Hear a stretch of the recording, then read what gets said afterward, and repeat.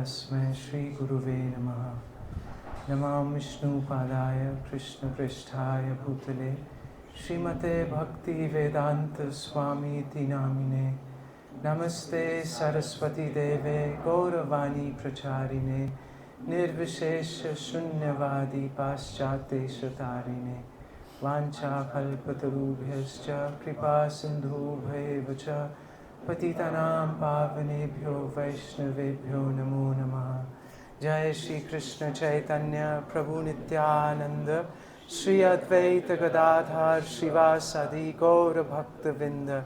Hare Krishna, Krishna Krishna, Hare Hare, Hare Rama, Rama Rama, Hare Hare.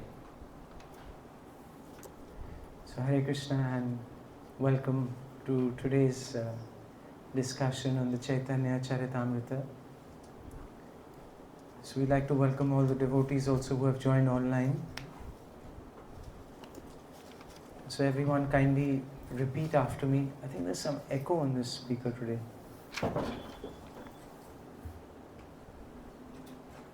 Echo kam karna. So everyone kindly repeat. Jaya Jaya Shri Caitanya Jaya Nityananda. Jaya Jaya Shri Caitanya Jaya Nityananda. Jaya Dvaita Chandra Jaya Gaura Bhakta Vrinda. Jaya Dvaita Chandra Jaya Gaura Bhakta Vrinda. Jaya Jaya Shri Caitanya Jaya Nityananda. Jaya Jaya Shri Caitanya Jaya Nityananda. Jaya Dvaita Chandra Jaya Gaura Bhakta Vrinda. Jaya Dvaita Chandra Jaya Gaura Bhakta Vrinda. Jaya Jaya Shri Caitanya Jaya Nityananda. Jaya Jaya Shri Caitanya Jaya Nityananda. Jaya Dvaita Chandra Jaya Gaura Bhakta Vrinda. Jaya Dvaita Chandra Jaya Gaura Bhakta Vrinda. So last time we discussed up to verse number 79. And this verse, such a beautiful verse, it really expresses the deep faith of Kaviraj Goswami in the chanting of the holy names. So we will begin by reciting this verse again. Koti Ashwamedha Eka Krishna Nama Sama. Koti Ashwamedha Eka Krishna Nama Sama. Je kohe she pashandi dande tariyam. Je kahe te pashandi dande tariyam. So anyone who claims that 10 million Ashwamedha sacrifices are equal to the chanting of one holy name of the Lord. So how many millions of Ashwamedha? 10 million Ashwamedha sacrifices. So even if one tries to make that comparison with the power and the purity of the holy name, that person is undoubtedly an atheist and is bound to be punished by Yamraj.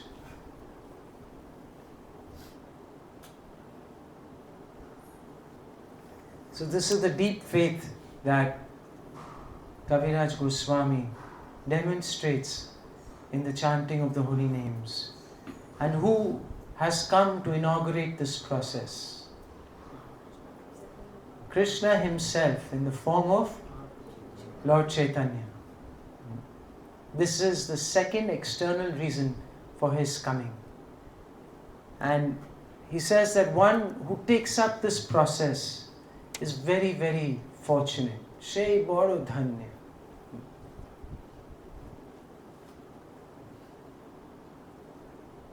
And we also discussed that the beautiful verse from the Srimad Bhagavatam, Krishna Varnam Thusha Krishnam. And then those who take up this process, yajantahi sumedasa, very, very intelligent. So those of us who are chanting Hare Krishna, so we are intelligent because we have taken up this process. Or we are engaged in the process of chanting the holy names. So therefore, from the verdict of the scriptures, we are intelligent practitioners. But that doesn't mean that we should become proud. On the contrary, if we are genuinely chanting the holy names, we will be feeling very, very humble. So the characteristics of one who's genuinely chanting the holy names without cessation, what are the three primary characteristics? That they are very humble, they're very tolerant, and they're very respectable towards others. And they don't expect respect from others. So this is the beautiful quality of someone who's deeply immersed in the chanting of the holy names with deep faith and conviction and with the intent of pleasing Krishna. So today we are going to discuss the last section in this chapter. And there are very, very beautiful verses. They're very, very powerful purports by Srila Prabhupada. So seek everyone's blessing so we can discuss this nicely. So he starts off in verse number 80. So he says that Jiva Goswami has given an explanation to the which verse? Verse number, it's in the purport 52. Krishna Varnam Tvasha Krishna. And how is he explained? He's explained in the Bhagavad Sandarbha that Anta Krishnam Bahir Goram, that Gauranga Mahaprabhu, he is externally, who's he? He has the color of whom? Radharani, molten gold. But Anta Krishna, what is he doing? Internally, he's always thinking, inwardly he's Krishna himself. And what is he doing? He is displaying his expansions by performing congregational chanting of the holy names of the Lord. Kalau Sankirtana Adaya Sma Krishna Chaitanyam Ashtrita. So he says, I take shelter of Lord Krishna, or Lord Sri Krishna Chaitanya Mahaprabhu. And it's explained that Anta Krishna refers to one who's always thinking of Krishna. And who is the one who's always thinking of Krishna? He explains, this attitude is a predominant feature of Srimati Radharani. So this is the first time, as far as I can remember, that Prabhupada now starts talking about Srimati Radharani in his purports. Okay. So the last time we discussed one verse, that was the first time we discussed a verse where Radharani appears. That why does he have this golden color? Because of the upsurge of the feelings of Srimati Radharani. And now Prabhupada is writing, I mean, this is such an amazing few lines about Radharani, but he gives the gist of the position of Srimati Radharani and her qualities. So what does he say? He says, this attitude of always thinking of Krishna is a predominant feature of Srimati Radharani. Even though many devotees always think of Krishna, none can surpass the gopis. So who most deeply think about Krishna? The gopis. and among whom Radharani is the leader in thinking of Krishna.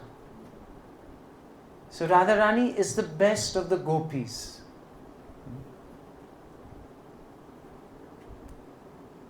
So he says that Radharani's Krishna consciousness surpasses that of all other devotees. So that's why she's considered the topmost devotee. In another place, Prabhupada writes that why is Radharani considered the topmost devotee? Because no one loves Krishna than her. So she loves Krishna the most, and that's why she is always deeply thinking about Krishna. We can only think naturally of something or someone when we have a lot of strong attraction or feeling for it. Otherwise, the mind doesn't go to anything. Only what we feel strongly about, that's where the mind goes. And Radharani's mind is completely fixed on the thoughts of Krishna. Therefore, he says, Prabhupada writes, Lord Chaitanya accepted the position of Srimati Radharani to understand Krishna. Now he is giving another reason, which we will discuss in the next chapter. Therefore, he was always thinking of Krishna in the same way as Radharani. Now, the last line is very interesting. By thinking of Lord Krishna, he always overlapped Krishna. What does that mean? Huh?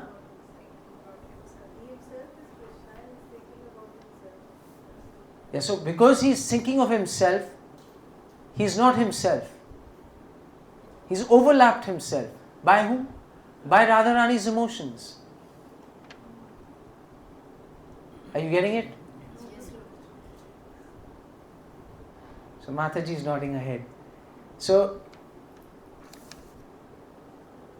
Krishna, Chaitanya Mahaprabhu is Krishna himself.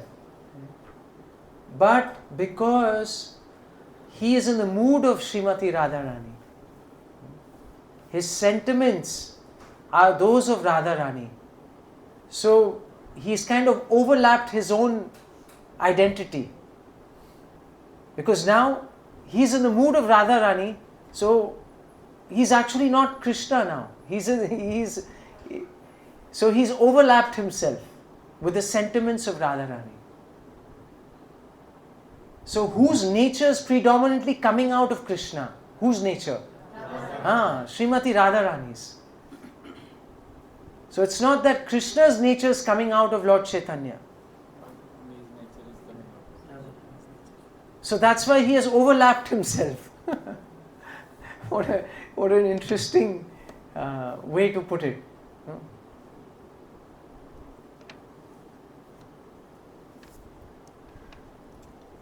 And now Kaviraj Goswami explains in this last few verses that how this incarnation of the Lord, supremely merciful, has been predicted and asserted in many of the scriptures.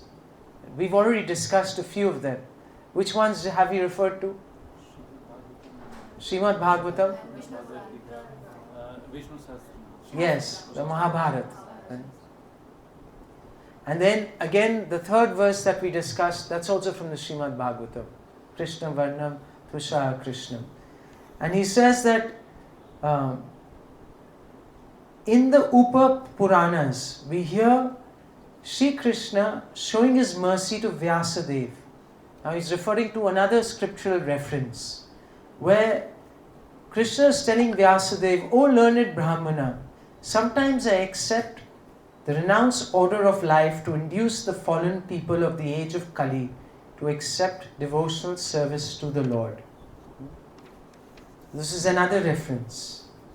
And now we will sing this verse, 84. Bhagavat Bharat Shastra Agaman Purana. Bhagavat Bharat शास्त्र आगम पुराण Caitanya Krishna Avatare Prakata Pramana. चैतन्य कृष्ण अवतारे प्रकट प्रमाण. So what is the evidence? The evidence is given in scriptures like the Srimad Bhagavatam, the Mahabharata, the Puranas, and all Vedic literatures to prove that Lord Sri Krishna, Chaitanya Mahaprabhu, is the incarnation of Krishna. And now he says that although the scriptures proclaim this, so many of the scriptures proclaim this, but still people are not able to understand Lord Chaitanya's identity, even though they can directly see that Lord Chaitanya manifests such amazing qualities, right? And his deeds are uncommon. It says, Alokika karma, alokika anubhav. That means his activities are uncommon and his swabhav, his realizations, anubhav, they are completely something that no one has ever seen before.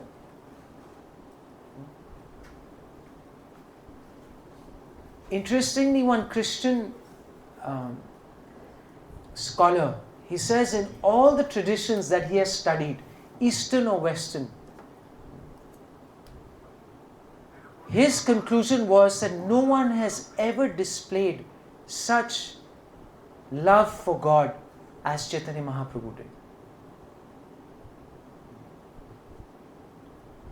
So this is one assessment of a Christian scholar.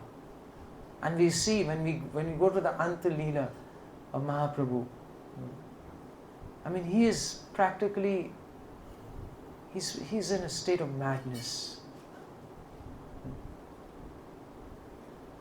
He's not normal. He faints. He sees a sand hill and he thinks that's Govardhan. He sees the river, he thinks, he sees the ocean, he thinks it's Yamuna, and he goes and jumps and drowns. And he's caught by a fisherman. He's completely, in a state of pure, deep separation from Krishna. Mahabhav.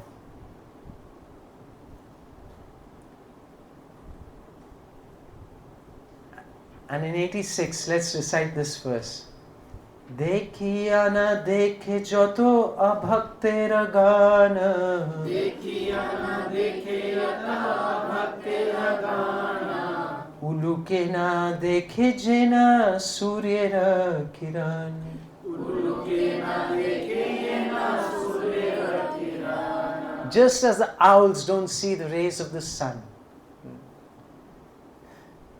similarly, the faithless unbelievers do not see what is clearly evident. And then he quotes Yamuna Acharya. He says that, "O my Lord, those influenced by demoniac principles cannot realize you, although you are clearly the supreme by the dint of your exalted activities, forms, characters, and uncommon power, which are confirmed by all revealed scriptures in the quality of goodness and the celebrated transcendentalists in the divine nature." And in this purport, Prabhupada writes some very, very powerful points. So he says that even according to historical references, Krishna's activities are most uncommon. Are they not? Right from his appearance in this world, even his appearance is so uncommon. The way he appears in a prison house, and the way he has all the gates open, the way he assists his Although he assists his father to cross the Jamuna. Everything about his pastimes as a baby, as a growing child, this is so uncommon. He destroys so many powerful demons, just like in his baby and his childlike form. It's almost like it's a plaything for him. Thank you very much. Hare Krishna.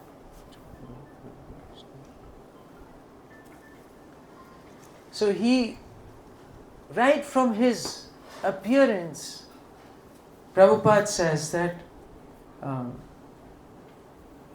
his activities are most uncommon. Krishna has affirmed, I am God, and he has acted accordingly. Mayavadis think that everyone can claim to be God, but that is their illusion. For no one else can perform such extraordinary activities as Krishna. When he was a child on the lap of his mother, he killed the demon Putana. Then he killed the demons Trinavat, Vatasur and Baka. And then when he was a little more grown up, he killed the demons Agasur and Rishabhasur. And he said, therefore God is God from the very beginning. The idea that someone can become God by meditation is ridiculous. So many people, they preach this. By doing tapasya, by doing meditation, by doing different types of yoga, one can become as good as God, or one can become God.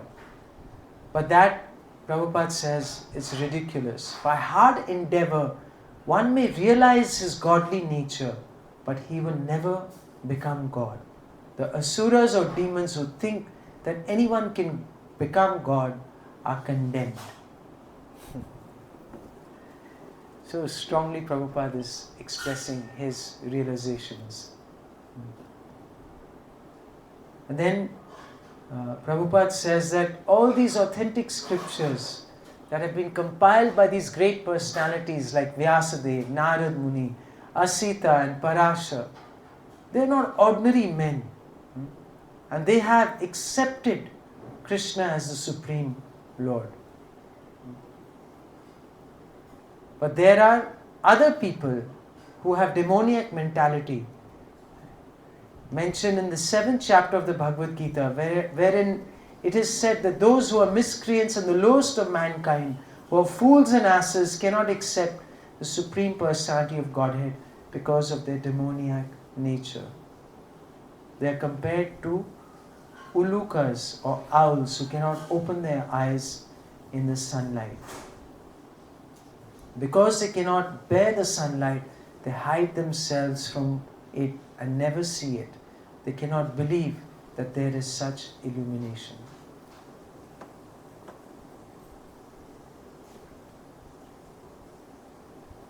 And Lord Krishna, by his nature, he also tries to hide himself. But nevertheless, his pure devotees know him as he is. And explained in the beautiful verse by, again, Yamunacharya, that he says that everything within this material nature is limited by time and space and thought. But your characteristics, however, are unequaled and unsurpassed and always transcendental to such limitations. So Krishna's characteristics are completely transcendental and unequaled and unsurpassed and beyond whatever we can imagine in this material world. And Prabhupada writes that Krishna's position is accordingly described by the word Ulangita. Ulangita. He is transcendental to space, time and thought. Although he appears within them, he exists transcendentally. So there is nothing that we can practically compare Krishna to within this world. We use different analogies, we use different metaphors, but ultimately Krishna is beyond this material realm, beyond this material, gigantic material sky, all the coverings of this universe. Krishna is completely transcendental.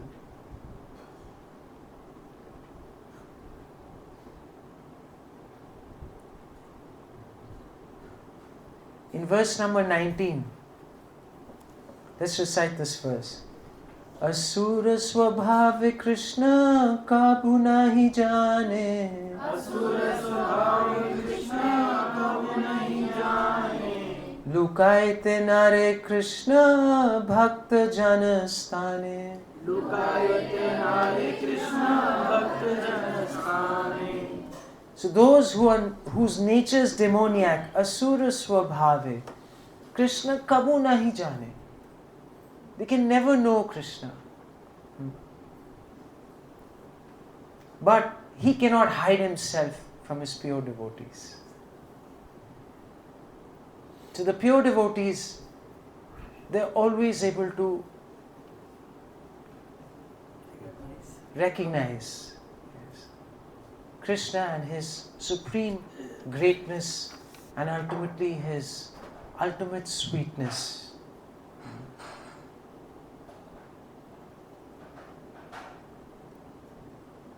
And now he quotes from another scripture here. This is from the Padma Purana. He says there are two classes of men created in this world. One are the Devas, who worship Lord Vishnu, and the others are Asuras. They're non-believers. Asura is a interesting word, but basically they are non-believers. They don't accept the supremacy of the Lord. And Prabhupada writes that the Vishnu Bhaktas, Krishna conscious devotees. Now, the very interesting purport. He says the demons are very active. How they active? They declare themselves as God.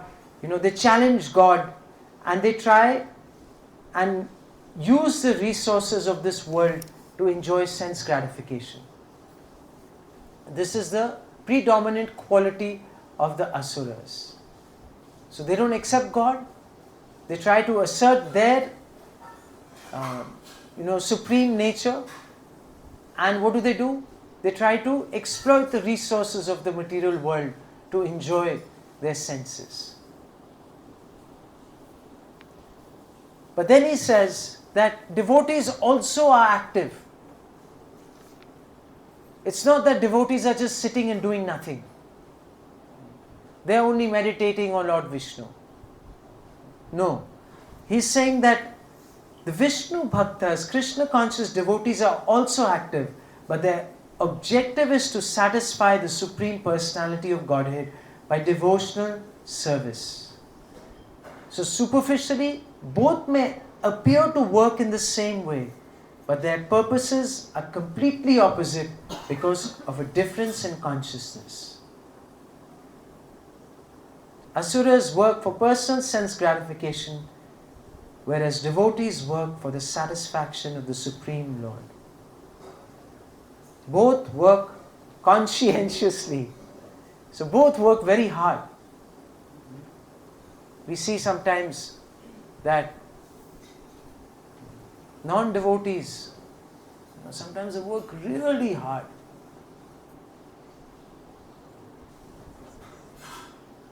Hours and hours they're working for material profit and enjoyment and position. But we also work hard. You see how hard Prabhupada worked, even with his aged body. How hard he worked. And we see today also that so many of Prabhupada's disciples, and disciples of his disciples, they're working so hard for this mission. I mean, we can't imagine how hard they work. Very little sleep, from morning till night, engaged in some or the other activity to expand this mission.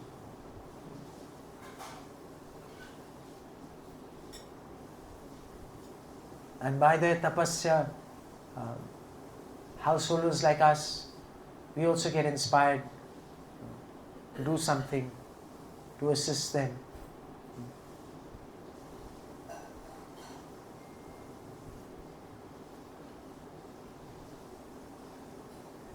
And then Prabhupada writes something very, very pertinent for all of us. He says that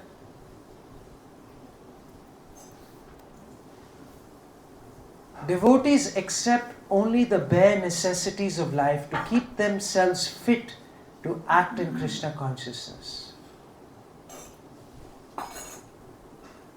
Very powerful statement.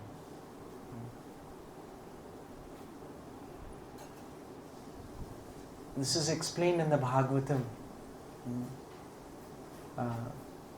Kamasya na indriya priti jive labha jivate javata. Okay. So, profit for what? Just for simple maintenance. And what should be the priority?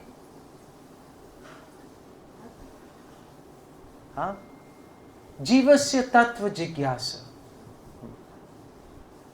Jivasya tattva jigyasa.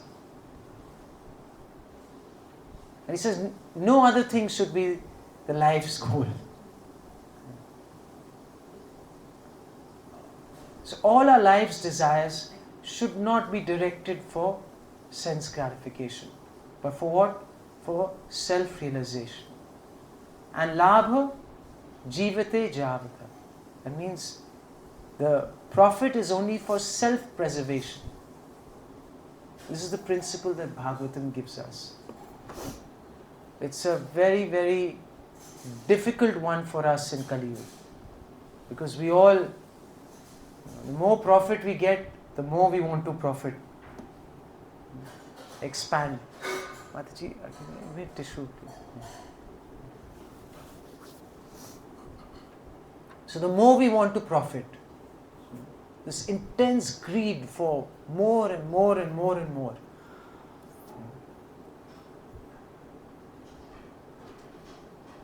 But here, Prabhupada is, and the Bhagavatam is very, very, especially when you read the second canto, some of those verses are so strong, emphasizing the need to prioritize self-realization. Because ultimately, that is our permanent benefit. Rest of it can help us to some degree, but it can also entrap us if you're not careful. Even as devotees, we can get into a really comfort zone. Things are nice, 4-star, 5-star facilities. So nicely bhajan is going on.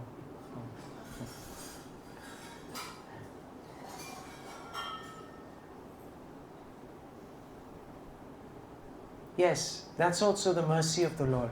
But we shouldn't become overly comfortable in these circumstances. We are grateful for them, but that should drive us to go deeper into our Krishna consciousness. Because that's such a fortunate situation to be in. So we should give our best. We should become more serious. And because we've got this opportunity, we've got this stability in this world which is so unstable. And who knows, today we may have something, tomorrow Krishna may decide that okay, now practice in a different environment.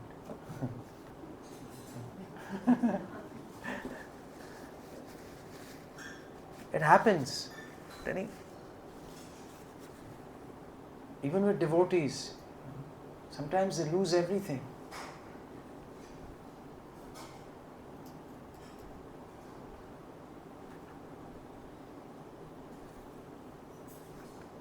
So we shouldn't get attached to our comforts.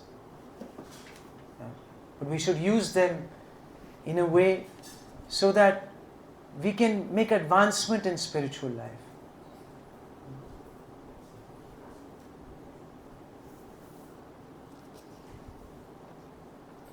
And one thing that we must remember, that sometimes we tend to think that because we may have something like we've developed a successful business, or we've gained a high position in a company, and we get a lot of material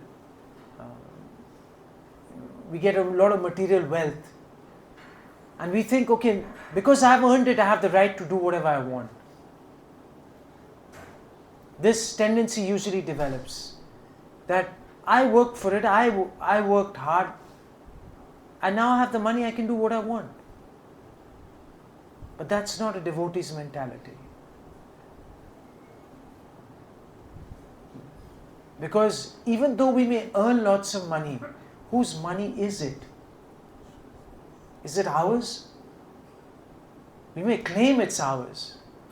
We may feel it's ours. But that's the trick of Maya. It's not ours. And the more we think it's ours, the more we think, we've got it, we made it. That's not a way a devotee should think. Devotee must be deeply aware that whatever we have today, it's ultimately not ours. Okay, we have been blessed with these facilities, but ultimately everything belongs to God. Everything belongs to Krishna. So the more we are aware of this, the more we can utilize whatever we have in Krishna's service.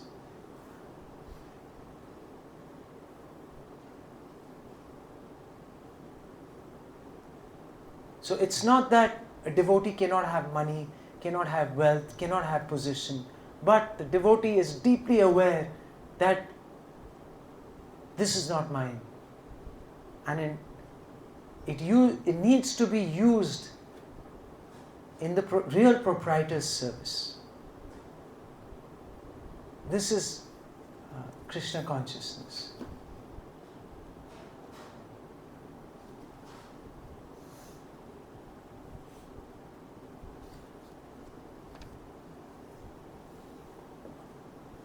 Prabhupada concludes this purport. He says, the balance of their energy is used for developing Krishna consciousness, through which one can be transferred to the abode of Krishna by always thinking of him even at the point of death. And now we are going to move to a very interesting section, the last section, which will explain the third reason for Lord Chaitanya's descent. So let us recite this verse, text number 92. Acharya Gosair Prabhur Bhakta Avatara, Acharya Gosai Prabhu Bhakta Krishna Avatara Hetu Janhara Hunkara. Krishna Avatara Hetu Yana Hunkara. So Krishna Avatara Hetu Janra Hunkara. So his loud calling, whose loud calling? Advaita Acharya's. Loud calling was the cause of Krishna's incarnation. So this is the third reason. And whenever Krishna comes to this mortal world, right, he decides to descend. What does he do first? He sends his predecessors and his incarnations. So like his father, his mother, his spiritual master, they all take birth on the earth before. And in Chaitanya Mahaprabhu's case, who takes birth? Madhavendra Puri, Ishvara Puri, Srimati Sachi Mata, Srila Jagannath Mishra. They all appeared with Sri Advaita Acharya. And now we'll recite some really beautiful verses. That what really led to Advaita Acharya calling in such deep cries for Chaitanya Mahaprabhu. Okay. So, Prakritiya dekhe acharya sakala samsara. Prakritiya dekhe acharya sakala samsara. Krishna bhakti gandhahina vishaya vyavhara. Krishna bhakti gandhahina vishaya vyavhara. Advaita Acharya, having appeared, what did he see? He saw that the world was devoid of devotional service. And why was it devoid? Because people were engrossed in so many material affairs. Vishaya Vyavara.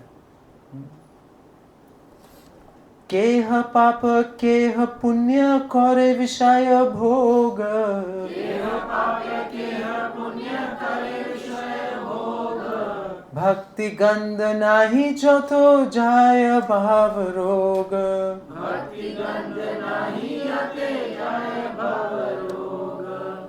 So everyone, what were they doing? They were Keha Papa, Keha Punya, Kore Vishaya Bhog. Engaged in material enjoyment, whether sinfully or virtuously. No one was interested. Bhakti Gandha Nahi. No one's interested in devotional service of the Lord, which has the power to do what? To get rid of this bhava rog, the repetition of birth and death.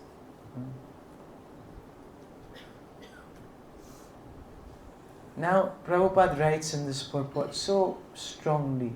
He says that the fact is that in this material world, there is no scarcity of anything except Krishna consciousness.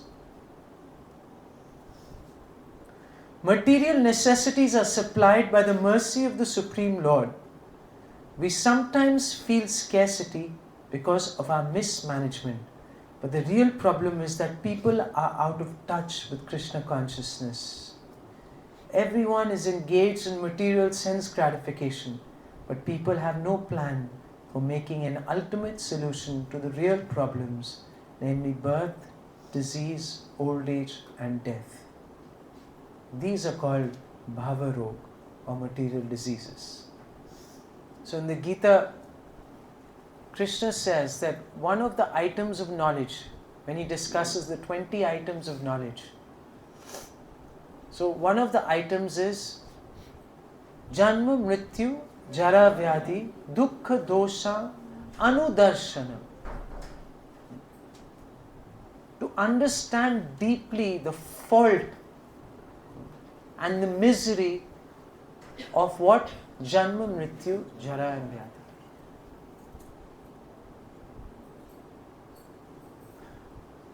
And if you ask, a normal person in the material world, Janma, awesome. Mrityu, it's part of life. Jara and Vyadhi, they also normal hai, kya hai?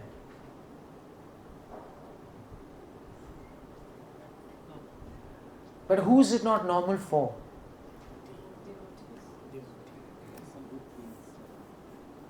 It's not normal for the soul. It's abnormal. situation to be in. Soul is what? It's eternal, full of bliss, full of knowledge. And now the soul is within what? It's within a temporary body, full of, subject to so many difficulties and traumas practically.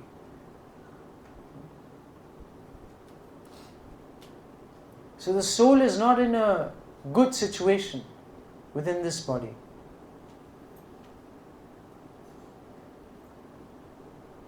But the human form, it offers a chance for what? To become comfortable in this body? To understand the problems of this body and to transcend the desires of this body.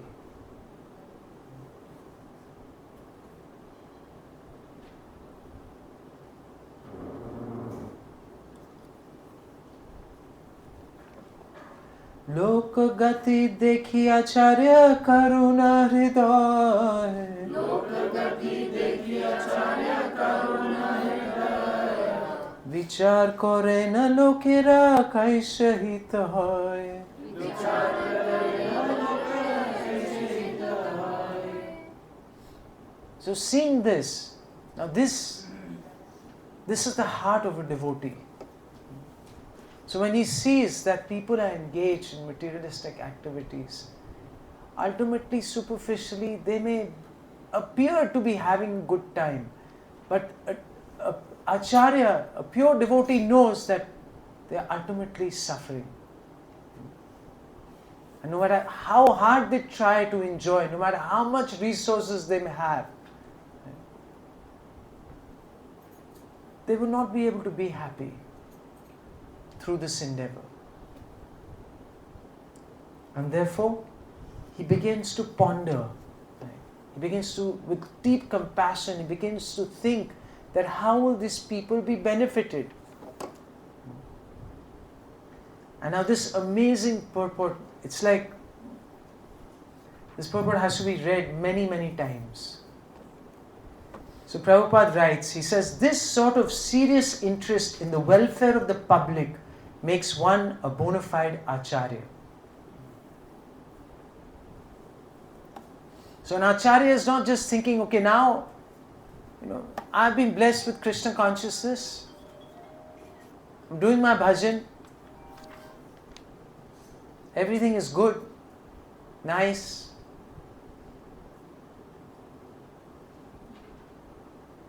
No, the acharya goes much beyond that. He sees that although he may be in a comfortable position, he may be in he or she may be in a fortunate situation, but what's happening out, around? There's a blazing fire.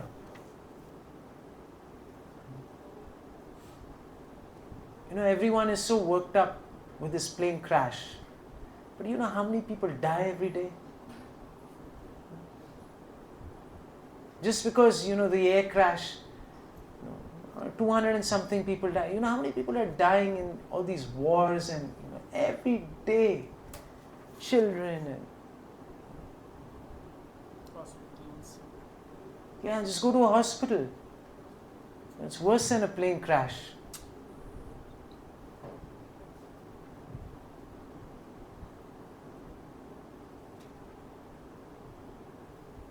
I mean, people wake up sometimes because it's out in the open. But what about all these wars that are taking place? Israel and Palestine for so many years. How many people are dying over there? Afghanistan, how many people died and still dying? So many places all around the world. In India, so many people, die, children, malnutrition, water. And then you look at the highways. Just do an average number of deaths in Delhi highway. Just do that per year.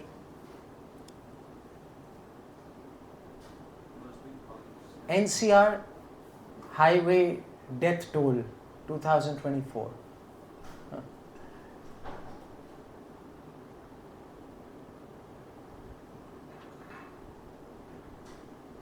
You know what the average death toll is in airlines every year?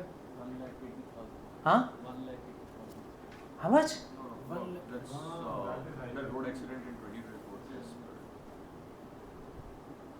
You know what the average death toll is in like plane crashes a year?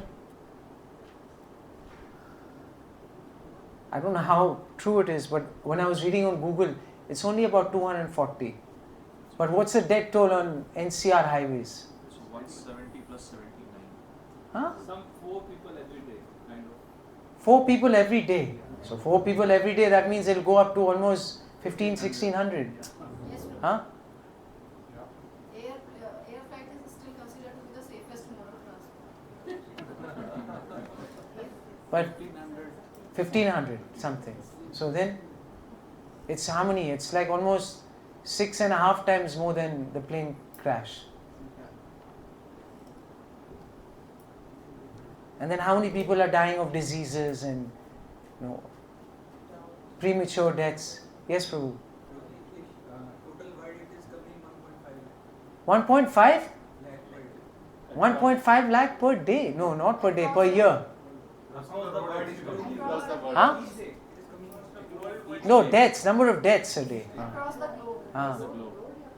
Across the globe, 1.5 lakhs people dying every day. Total. 150,000 people dying every day. And no one talks about it. No one thinks it's any big deal.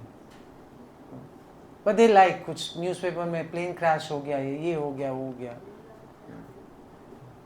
But they're not aware, of the reality, of the grim reality of this world. जब तक कुछ नहीं दिख रहा है, enjoy.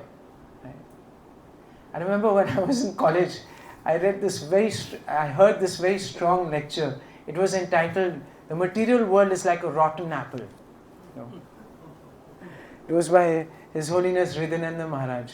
Very strong lecture. And it had such a deep impression on me. Because he was describing, in America sometimes you see these shining apples. They're waxed and I don't know what they put on it. But they're like externally they're shining. But sometimes you get an apple that's shining from outside, but when you open it, it's all black from inside. Huh? You had that experience? So always remember, the material world is like this. Externally it appears very glamorous and बहुत कुछ लग रहा है, Nowadays, everywhere they have lights. They put like lights everywhere. The glitz and the glamour. Fashion, high street, this, that. People walking down the catwalk. Music and lights and jazz and and then they have the glasses and or cafe. Someone's playing the saxophone, or the what's a violin. Paint a very, very rosy picture of the material world. But 150,000 deaths a day. I mean, that's something. And what to talk about animals? If you include the animals, I don't know how many deaths are there. Slaughterhouses. If you include the slaughterhouses, my God, that number will go up exponentially. So how much violence, how much sadness. So Prabhupada writes, an Acharya does not exploit his followers. Since the Acharya is the confidential servitor of the Lord, his heart is always full of compassion for humanity in its suffering. And he knows that all suffering is due to the absence of devotional service to the Lord. And therefore he tries to find ways to change people's activities, making them favorable for the attainment of devotion.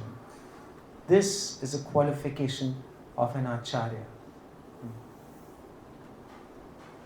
And then Prabhupada writes that Advaita Prabhu himself was powerful enough to do the work. But as a submissive servitor, he thought that without the personal appearance of the Lord, no one could improve the fallen condition of society. And now we get real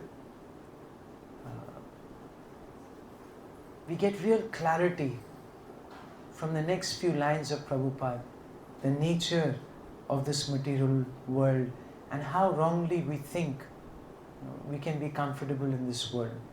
So just listen what Prabhupada writes. He says, in the grim clutches of Maya, the first-class prisoners of this material world wrongly think themselves happy because they are rich, powerful, resourceful, and so on.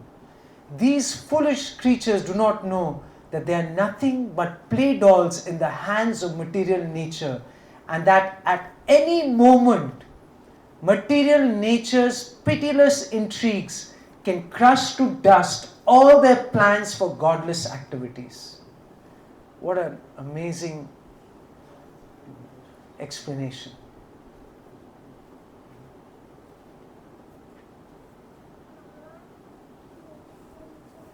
Such foolish prisoners cannot see that however they improve their position by artificial means, the calamities of repeated birth, death, disease and old age are always beyond the jurisdiction of their control. And then he writes that the third-class prisoners, which is most of society, what do? Do they come to their senses? No. They try and follow the first-class prisoners.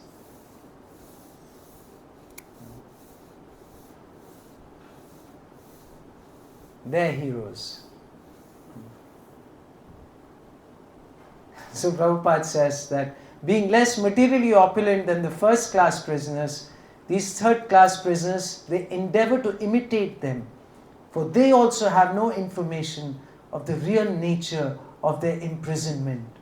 Thus they are also misled by the illusory material nature. And that's what he says is a function of the Acharya. To elevate people's consciousness, to bring them out of this darkness of illusion. And this is what this mission is for. The International Society for Krishna Consciousness. It's a serious mission that Prabhupada has given us. So that we can learn, we can practice, and then we can share with others this knowledge to help people dispel of their ignorance. Because ultimately, what is the cause of suffering? It's ignorance.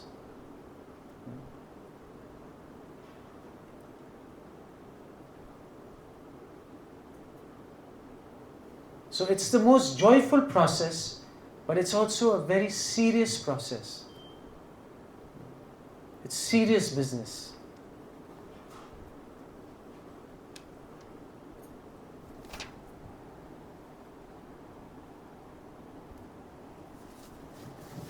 So Advaita Acharya thought that if Krishna was to appear, then he himself could preach devotion by his personal example. Let's recite verse number 100. Naam binu koli kale dharma nahi yaar. Naam binu kali kale dharma nahi yaar. Koli kale kaise hobe Krishna avatar. Kali kale kaise hobe Krishna avatar. So he's raising a doubt. He's saying that, how is the Lord going to appear in this Kali Yuga as an incarnation? Because the process is the chanting of the holy names. And now his plan. Let's hear his plan for calling the Lord. Shuddha bhave koribo Krishner aradhana. Shuddha bhave karibo Krishna Radhana. Nirantara satyana koribo nivedana.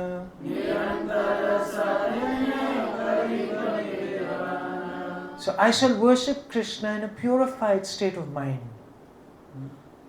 And I should constantly petition him in great humbleness. Sadainya. Sadainya koribo nivedan. And nirantara, unceasingly, I will call out to the Lord. So you can imagine the depth of his compassion for us.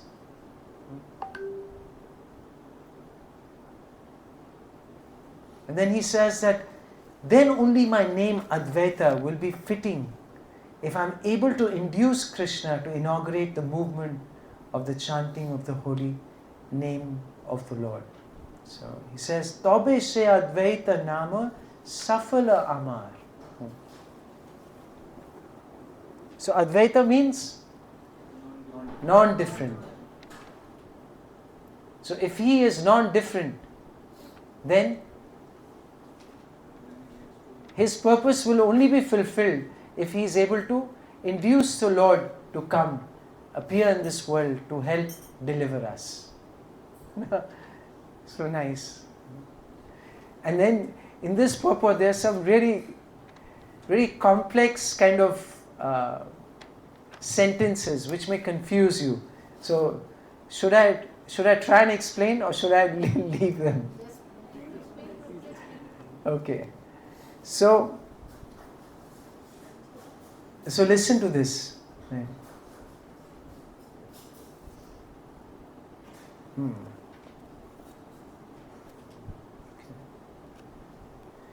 So he says that the non-dualistic Mayavadi philosopher who firmly believes that he is non-different from the Lord is unable to call him like Advaita Prabhu. So the non-dualistic Mayavadi philosopher, what does this mean? Non-dualistic.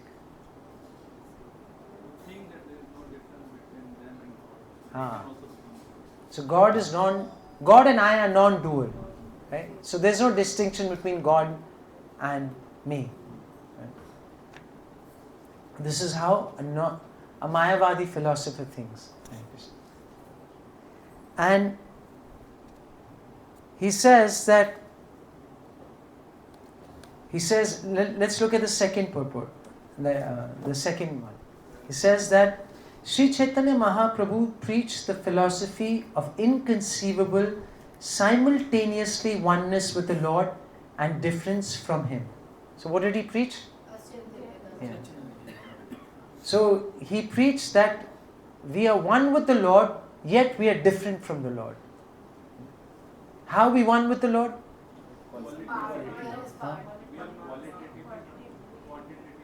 Yes, qualitatively. That means Krishna is, soul full of what? Satchit Ananda Vigraha. Right? And our soul is also similar, but quantity-wise, we are different. So we are one, yet we are different.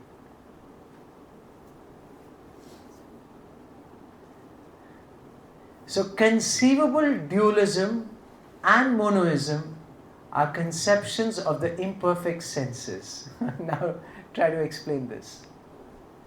Conceivable dualism and monoism are conceptions of the imperfect senses. So with our senses we try to see different. Now what is conceivable dualism? That's what I'm saying. So like we see difference between God and us through our imperfect senses. That the qualitative difference, but then monism also comes in when we say that we can, by some yoga practices, we can become like. Yes, so conceivable dualism means there is distinction. God and the living entity, they are completely distinct. So that is conceivable distinction. Okay, dualism. Okay. But inconceivable dualism, what is that? What is inconceivable dualism? Like we talked about that quantitative. Yes, that is inconceivable dualism. When we think, okay, that actually, no, there is distinction between God and the living entity. They're totally separate. That is conceivable dualism. Okay. And monoism, what is monoism?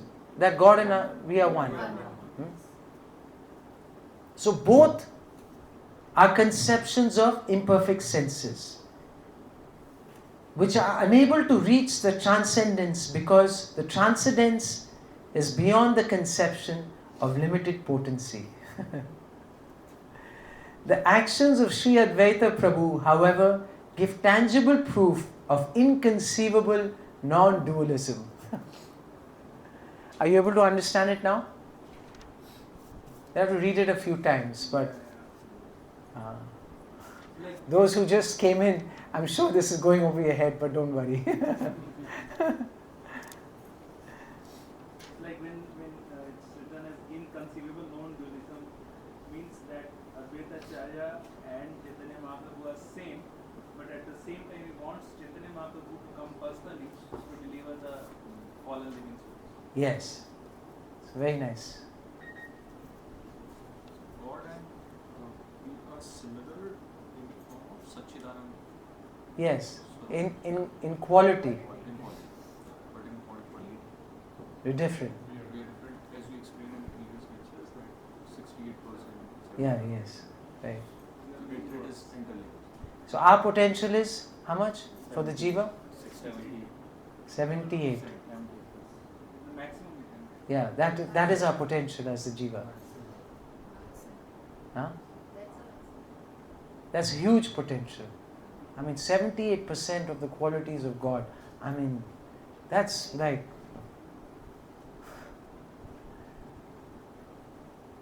We can fly. huh? We can fly. That's a beautiful position to be in. So now when he was thinking, how he should worship the Lord, how should he call out to the Lord, one verse came to his mind, which is verse number 104. Tulsi dala matrena jalasya chalukena va vikriniti swayam atmanam bhaktabhyo bhaktavatsala. And this is such a beautiful verse. And this really brings out the greatness of Krishna, of God. He says, Sri Krishna, who's very affectionate towards his devotees, he's Bhakta Vatsala. He sells himself to a devotee who offers him what? Lots of money? No? Lots of gold? No? Builds a huge temple for him?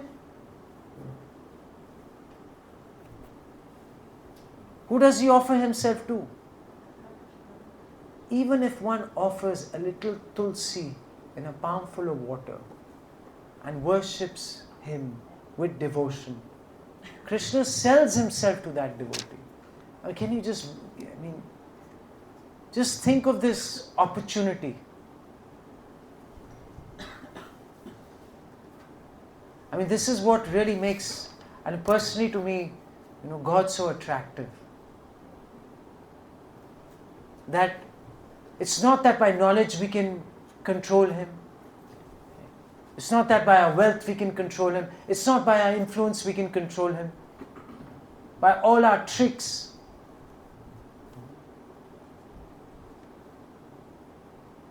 But by simple offering of devotion. And it doesn't require any material qualification or background. You can have the worst of the worst backgrounds. You can have nothing. We can be poverty stricken. But still, if he approached God with devotion, he would completely give himself to that person. Just think how amazing God is. This whole conception of God that we learn in Gaudiya Vaishnavism, in the Bhagavatam, it's so attractive. Doesn't matter, what your background is, how much money you have in your pocket, how much influence you have in this world, how knowledgeable you may be. It doesn't matter to God. He is the ultimate well-wisher of all living entities. And so Advaita Acharya recognizes this quality. He recognizes that God, Krishna says, I have no way to liquidate this debt or repay the debt to someone who prays with such devotion.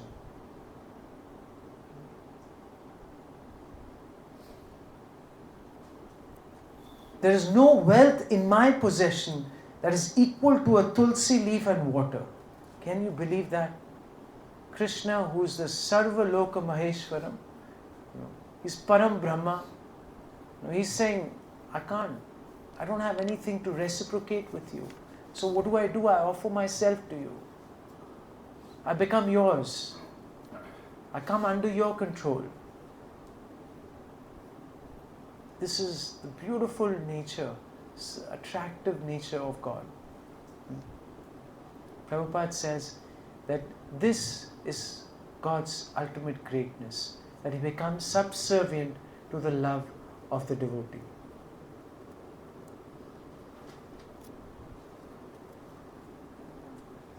Just 2 more verses there.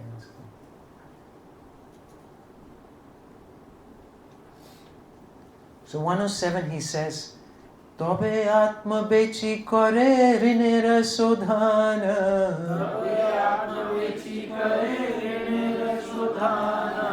Eta bhavi acharya kore naradhana.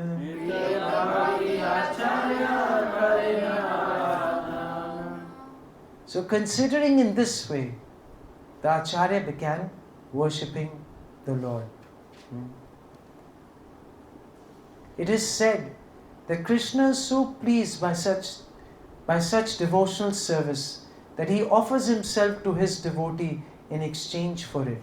Sri Advaita Acharya knew this fact, and therefore he decided to call for the personality of Godhead, Krishna, to descend by worshipping the Lord with tulsi leaves and the water of Ganges.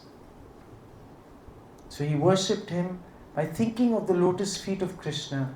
He constantly offered tulsi buds in water from the Ganges. And he made loud calls. And he appealed with loud calls and made it possible for Krishna to appear.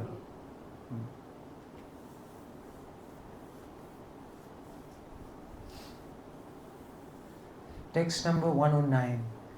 Krishnera ahavan kore kori ahankara. Krishnera ahavan kore kori ahankara. Ei mate Krishner koilo avatar. Ei mate Krishner koilo avatar. Chaitanyera avatare ei mukhya hetu. Chaitanyera Bhaktir ichhai avatare dharma setu. Bhaktir ichhai avatare dharma setu. So this is so beautiful.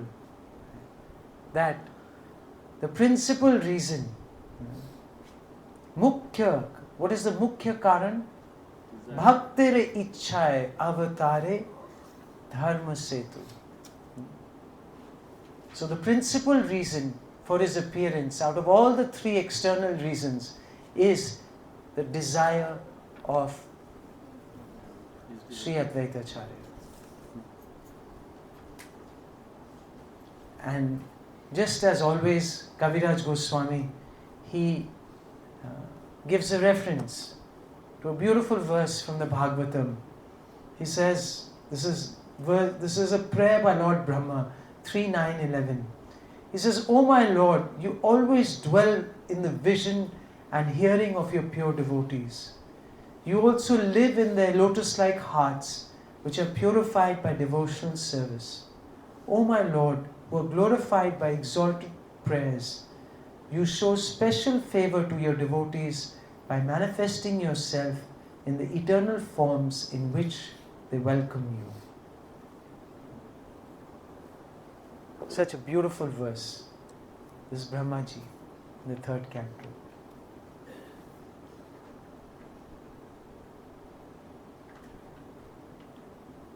And Prabhupada writes in the purport that we can't imagine how the Lord is by our mental speculation. But where do we learn about God's features? Where do we learn them? From the scriptures. Here Brahma says that no one can know Krishna through the path of properly understanding the Vedic texts. Here Brahma says that one can know Krishna. How can one know? Through the path of properly understanding the Vedic texts. If by studying the form, name, qualities, pastimes and paraphernalia of the Supreme Godhead, one is attracted to the Lord, he can execute devotional service, and the form of the Lord will be impressed in his heart and remain transcendently situated there.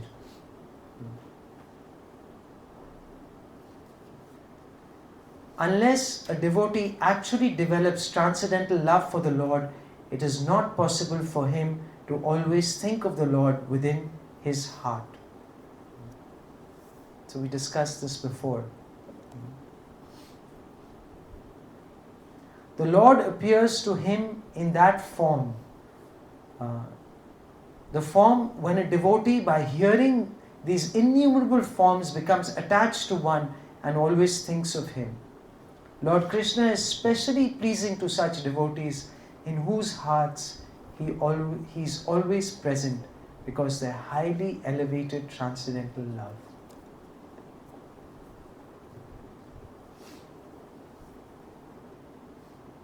So, the explanation of the 4th Mangala Charan was this. Ei shlokir artha kohi sankshepe rasar bhaktera ichhai Krishna sarva avatar. Okay.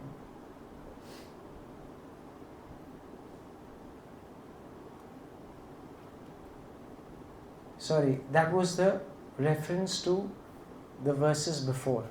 Okay, not the 4th Mangala Charan. That was a, so he says, now I have surely determined the meaning of the 4th verse. Now he's explained everything related to the 4th Mangala Charan.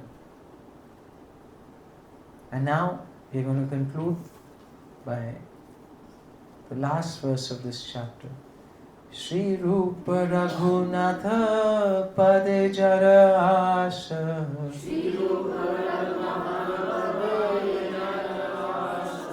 Caitanya Charitamrita Kohe Krishna dāsā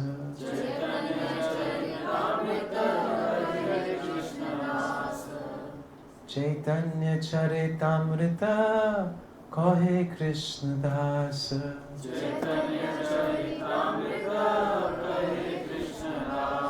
So praying at the lotus feet of Sri Rupa and Sri Raghunath, always desiring their mercy, I, Krishna Das, narrate Sri Caitanya Charitamrita, following in their footsteps. So Hare Krishna, and thank you for patiently hearing this wonderful narration of the 3rd chapter and these beautiful reasons why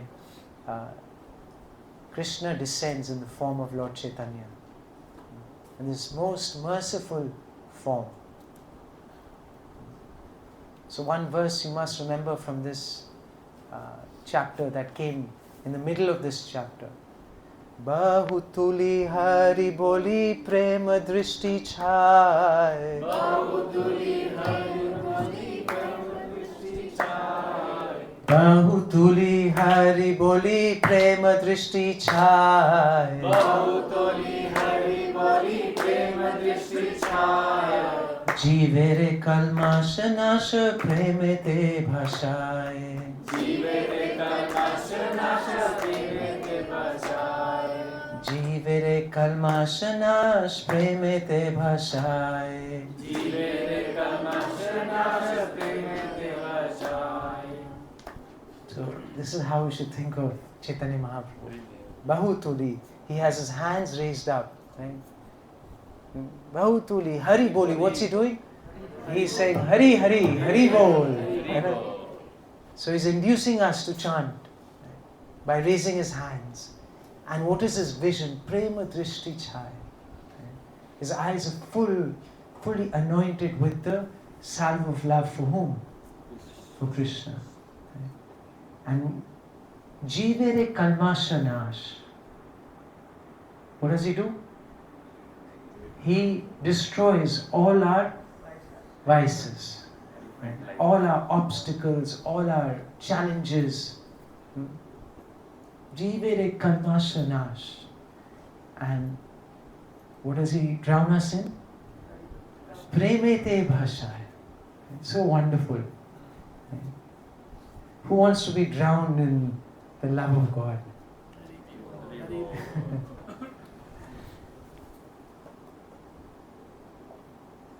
So this is what Caitanya Mahaprabhu has come for.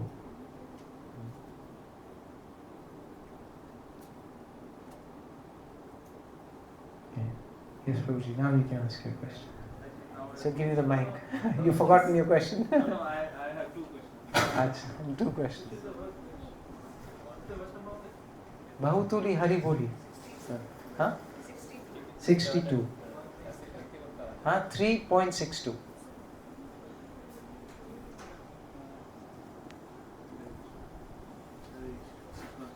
Anyways, it's written that Bhagwan, You try this. that just by water and tulsi that Krishna is indebted to the devotees. Yes. And at the same time, we also hear that one should try to serve according to his resources and capacity. Yes. So, how do we understand this? That only by serving with tulsi leaf and little water, he is most indebted to whosoever is serving him. And then, how do we reconcile this fact that one should be serving to the best of the capacity with his resources and whatever God has given to him? Yes, so both are applicable, isn't it? That even if you have resources, you can still offer. Along with that, you can also offer more. It's not, ultimately it's not what you're offering, but what is the spirit that we're offering, what we're offering. So if Krishna has given us so many resources, why would we just want to offer something that, when we have the capacity to offer more, why shouldn't we offer? Everything is Krishna's anyway. Like Bhaktivinoda Thakur offers. Manasa deho geho jo kichu moro. My mind, my body, my family, whatever I have. What should you do? Arpilu tuva pade nandi kishore. So we should offer everything. But this verse is given because a poor person also has access to do this. No one can say, "Arey mere paas kuch nahi hai." Tulsi is available for free. Water is available for free. You just take some water from the river and palm, put a tulsi leaf and offer. So basically, God is accessible to everyone. But those who have resources, They should. naturally, if you really want to call out to God with love, why would you restrain yourself? No. And not use all your resources? Naturally happen that हाँ ये भी दे दो, ये भी कृष्ण की service में, ये भी लगाओ, जितना जो भी है लगा दो बस. And the second question is that in the meaning of verse text 113, it is written that Lord Gauranga appeared as an incarnation to preach unalloyed love of God. Yes. So I got little confused here because Krishna himself is not an incarnation. Yeah, so I mean it's used that way, but we know he's Krishna himself. In many places it is written as an incarnation. He directly incarnates. So incarnate has different levels of meaning. Yes. Hare Krishna. Prabhu, I have a follow-up question to Prabhuji's first question. If Jal and Tulsi Dal need to be offered, why there are so many rules and regulation associated to it? Then, as you said, like many things, whatever we can offer.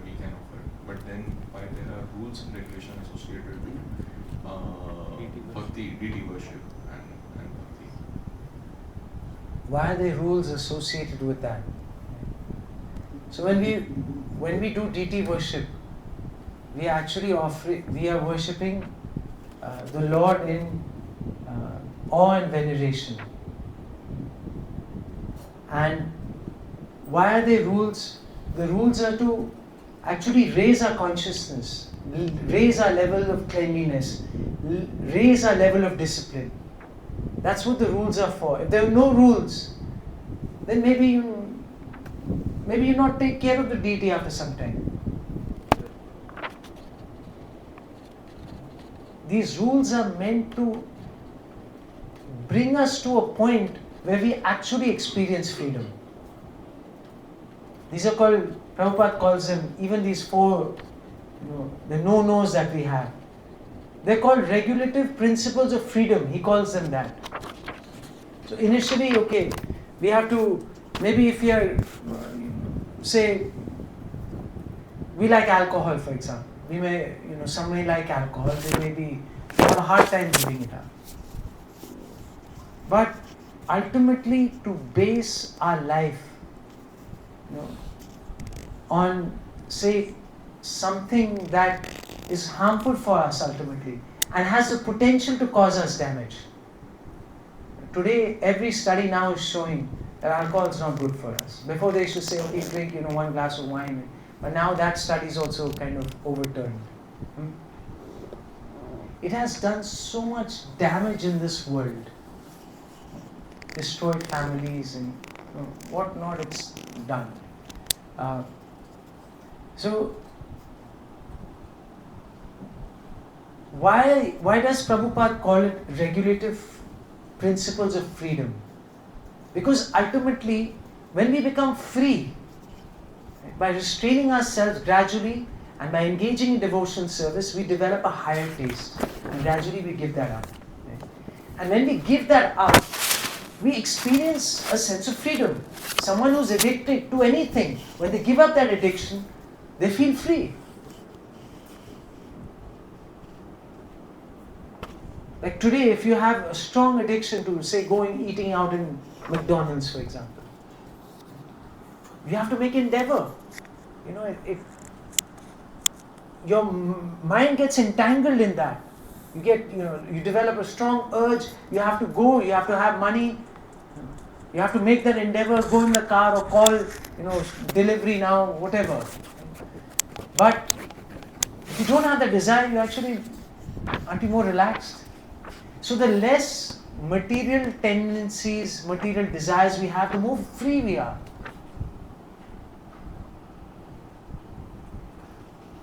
But people find it unusual. Sometimes, we have to, for my company work, they make me travel in business class. So in business class, they keep serving.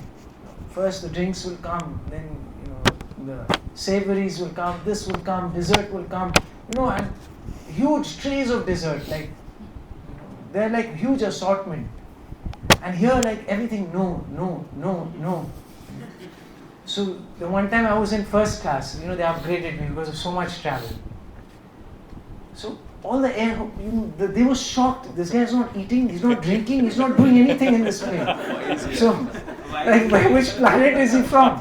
And so then they pleaded with me, at least take some water from us. So many times this happened on the plane. We are free, we are happy.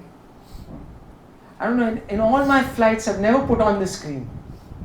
In all my long flights, 14 hours, 18 hours, whatever, I never put on the screen. And they're wondering like, what's going on? No screen, no hardly any. And I usually take prasadam with me, so I have that when I want.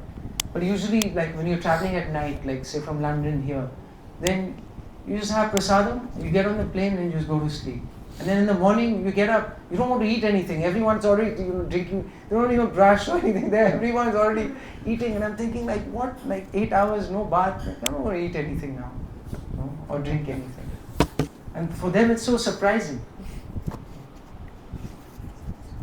So to become a devotee means to really become free from so many desires, so many urges. It's an amazing experience. You're sitting in a room like whole day and you're reading. Have some khichdi, have some this, and you're happy. What a wonderful life it is. It's a life full of freedom. Go to a mall is a headache. It causes a headache. Gaadi mein jana, baithna, so many. Music will be blaring. पहले haircut करने के जाओ तो पहले आप music बंद करोगे. अपना TV. Nowadays there's TV everywhere. You have to request him, please. They think like, what? He wants the TV off.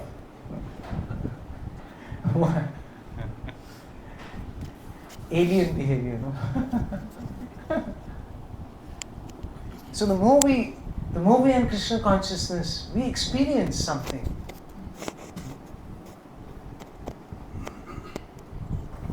Yes, Namanji.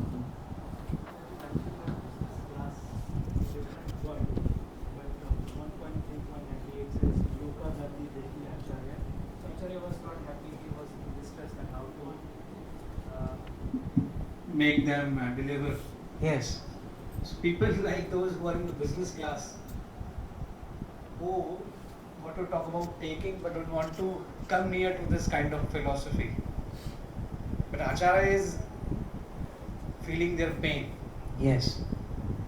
Then how to bring them closer? Like we see in the Gurgaon, a lot of elite class societies. I'm three of the way are trying. Okay, it takes time. You have to keep trying. And the more we become pure in our consciousness, the more we'll be able to impact them. So we shouldn't give up. We have to, because with these people they have a lot of comfort level. So it takes more time. Maybe in a few years, by constantly chanting and participating, it may strike them one day, they may get serious. Main thing is to keep them engaged and at least make them favorable. Even if they don't become strict practitioners, even if we can make them favorable, they can appreciate the philosophy. That's also a big achievement. And then the more pious people, the more simple people, then they're easily convinced. But yes, it's very difficult to convince people who have a lot of wealth and high position and influence, because they're able to manipulate the material energy so much. So they think they are in control. And to, all this thing about surrender and loving God and, offering ourselves to God, it is difficult for them. So it's natural it will happen because they have so much attachment. But yes, gradually we keep trying. Yes, Prabhuji, you have. but a normal devotee will think that I'm not an acharya, I'm a simple devotee. So let me do my job. Yeah, so Acharya has given us this job. Our spiritual authorities are saying, okay, why don't you know, Prabhupada wanted us to preach to the elite class. Yes or no? It is a seva that has to be done. Yeah, it's a difficult service. But we have to try. And in that, no one may become a devotee, but in that endeavor, we become more purified.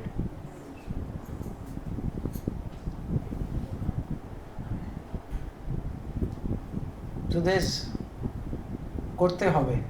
We have to do it. Yes. Mataji just because he's been raising hand. Mic is okay. Yes. 105 and 6 may, why in the translation it says Advait Acharya considered the meaning of this verse. Why is it written like this? Which one? 10? 105. Yeah, so he considered, he deeply, उन्होंने विचार किया इस verse के बारे में. He contemplated, and that inspired him. And ये करना चाहिए. Because he was thinking, what should I do? How should I call the Lord? Then he read this verse. This verse came to his mind, and then he said, wow, this is an amazing way to call out to the Lord. So I will offer him tulsi, and I'll offer him water, and I will not only just offer him just artificially, but I will really call for him with deep cries, with deep compassion for the fallen souls. I will cry to the Lord to please come and help them, and help the situation. Prabhuji, verse number 97, when you were explaining, yes, you explained soul is not in a good situation in this body, so we should think about transcending this material nature. But Prabhu, devotee is not even bothered about the soul. Is he bothered about the soul, or is he just bothered about pleasing Krishna, and Krishna is then bothered about our soul? No, so what I'm saying is, while explaining 97 verse, you mentioned this statement, no? That soul is not in a good situation in this body. So we have to work on transcending this material world. Yeah, so material consciousness, we should work on transcending material consciousness. Transcending the mundane desires of this body. We should try, right? So transcending means what? To perform devotional service. That's how we're transcending. So we should try to transcend the sufferings of this body and the demands of this body. Go beyond, basically go beyond. Transcend means to go beyond. Yeah. So, Prabhu, when we are doing bhakti itself, so all these things are taken care, right? Yes. I mean, instead of making an endeavor for, going above my desires, if I direct my desires towards Krishna only, so obviously. Yeah, so this is how we go beyond. So our way to become transcendental is to engage in God's service. Yes. But by doing that, we are transcending. Or we will transcend to the extent that we practice.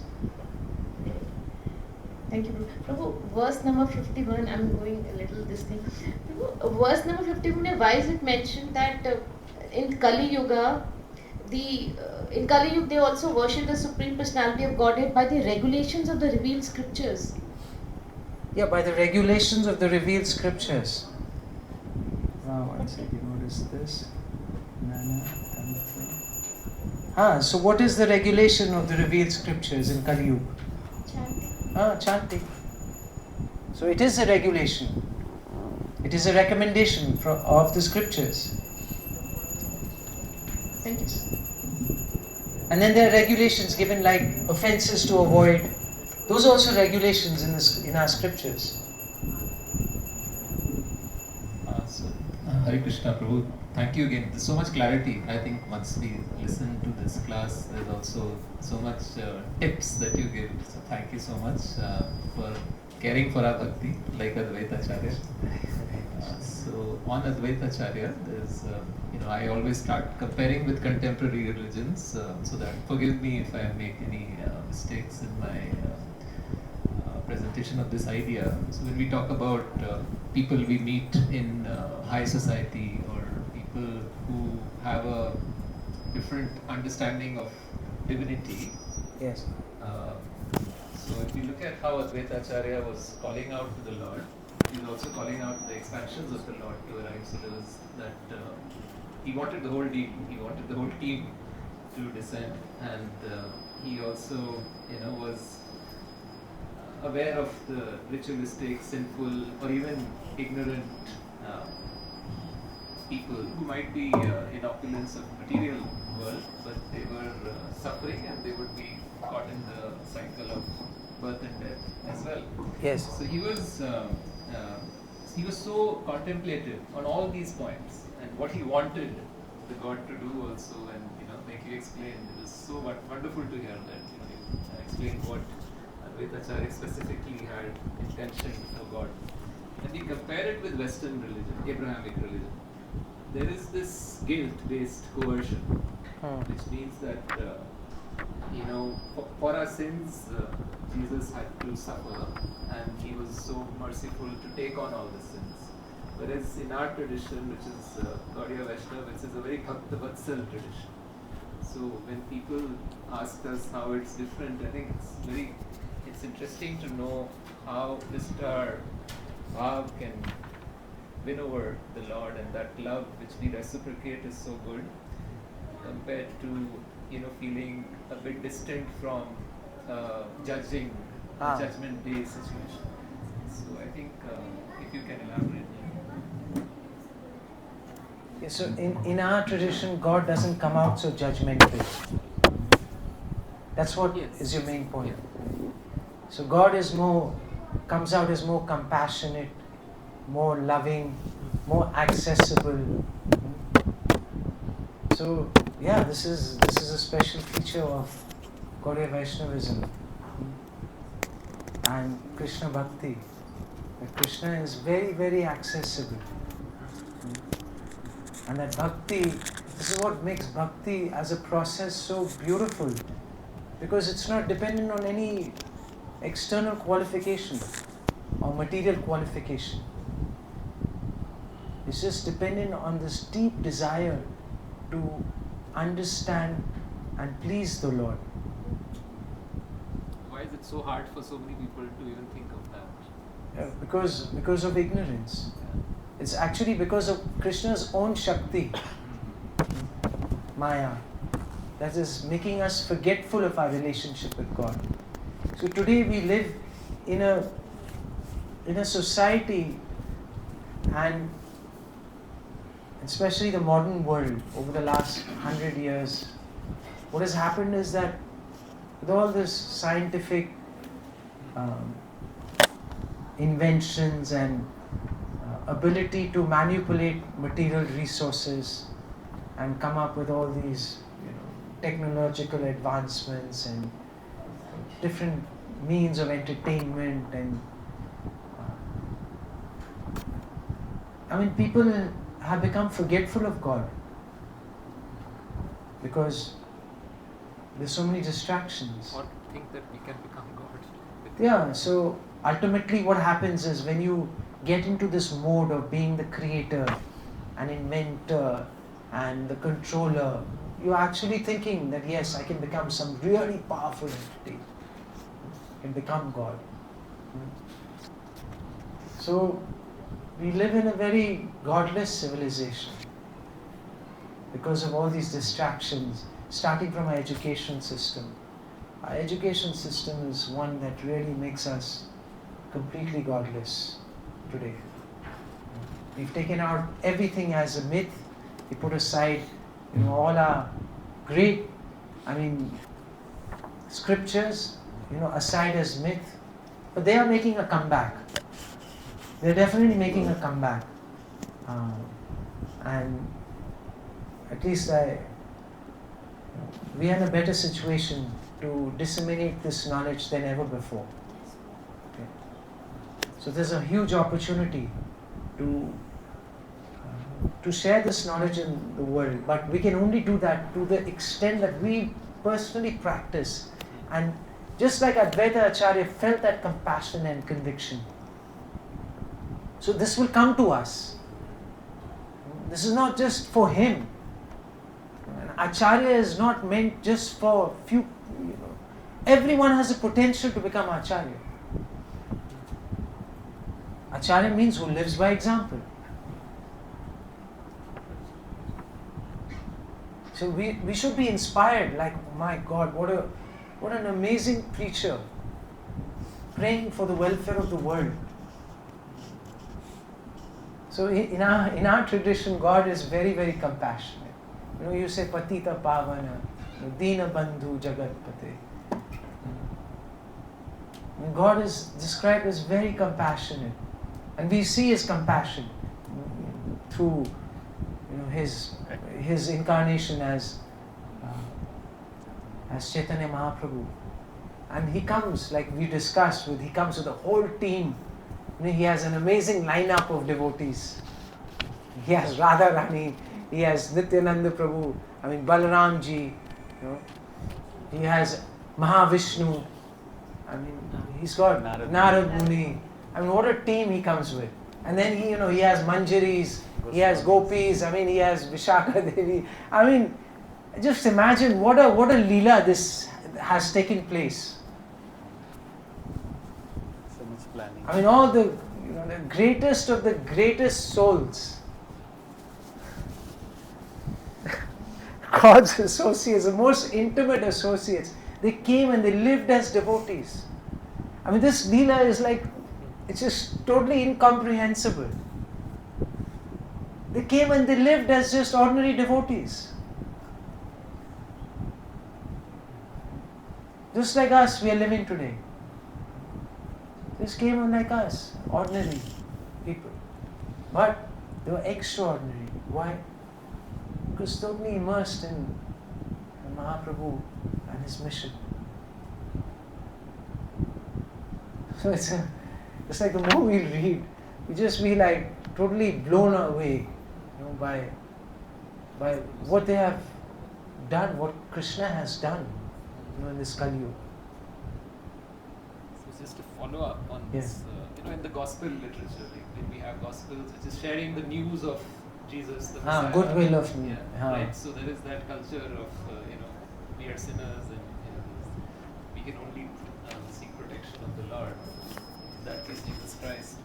But we have this tradition where God is doing day-to-day Lila, having prasad, sharing recipes, and it's so reciprocal. It's like you are in a blissful state just by listening to Krishna's Lila, Chaitanya Mahaprabhu's Lila, which is so different from just news that we are getting from the saints of, say, Abrahamic traditions. Yeah, we're getting the real experience. He came to make us dance in ecstasy.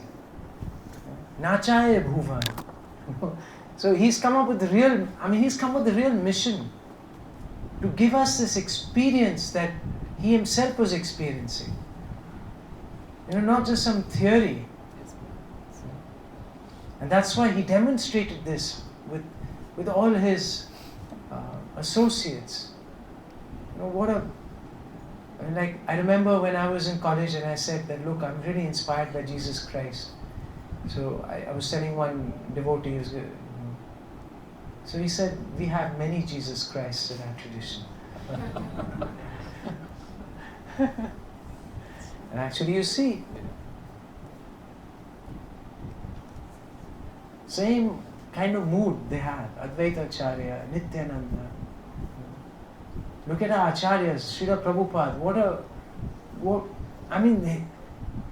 The more we study what he actually has done, right now we're not aware, we're hardly aware of what he's done for us. It also includes Janva Mata. So, it's very, very very, very special. So thank you all very much. You've been patiently sitting for the last 2 hours and hearing so attentively such nice questions. So I hope you enjoyed chapter 3. So we'll conclude. What are the 3 main reasons why external reasons Chaitanya Mahaprabhu comes? Huh? Yes, inaugurate Sankirtan. And then what are... Yes, to fulfill the desire of Advaita Acharya. And third? Number 1. Huh? Yes. Chari bhakti diya. Nachay mo bhuvan. So to share the 4 mellows of devotional service, prema bhakti, and make us dance in ecstasy. And which one is the most important reason out of all 3? Third. Bhakta ichhai. The desire, to fulfill the desire of his devotee. So what does this tell you about the nature of God? That the most important is that he came to fulfill the desire of his devotee. Forget about,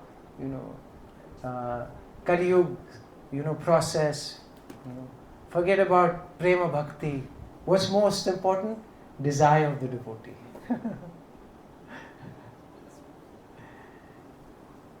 So when we contemplate on this, we can understand how beautiful God's nature is. How he reciprocates. This is the most beautiful thing of our tradition. That we can actually feel God's reciprocating with us when we practice sincerely. Everyone has this experience. To the extent we are sincere, we can feel God's reciprocation. Otherwise, you can't sustain in bhakti for years and years. Okay. So thank you very much. Hare Krishna. All the devotees online, Meenakshi Mataji, thank you very much.